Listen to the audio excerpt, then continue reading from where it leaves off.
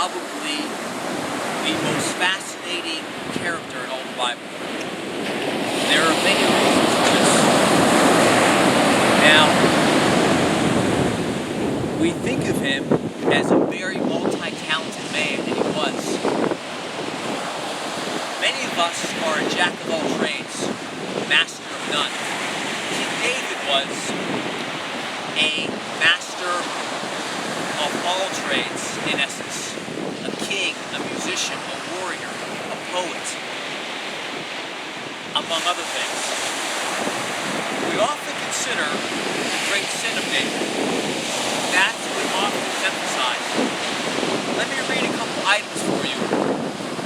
This highlights some aspects, some episodes of his life. He killed and then posthumously circumcised 200 Philistines for a bride price. He lied to a priest and ordered evil bread, which led to the massacre of 85 priests and their families. He feigned madness in Gath after realizing his mistake was seeking refuge there. He slaughtered countless Amalekites, including women and children, in order to remain a top mercenary, commander for the Philistines, who were enemies of Israel. He had the Ark of the Covenant carried into Jerusalem on ox cart instead of by priests for God's command, which led to the death of a well-intentioned Israelite. He had an affair with Bathsheba, impregnated her, murdered her husband, and tried covering the whole thing up.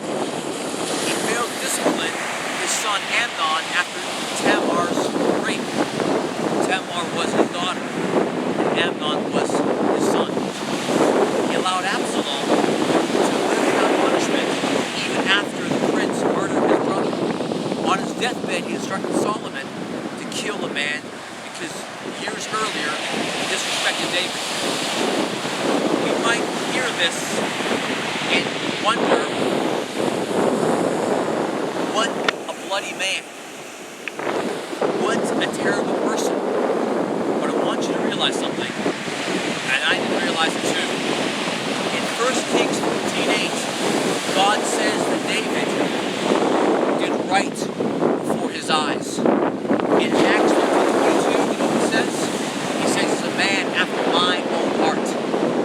Now, you might say, God, you shouldn't say this. Well, let me ask you something. Are you going to argue with the ultimate power source of all the universe about how he felt and knew David? I didn't think so. This is George A. James. Please join me again for George A. James on King David. I'll see you soon.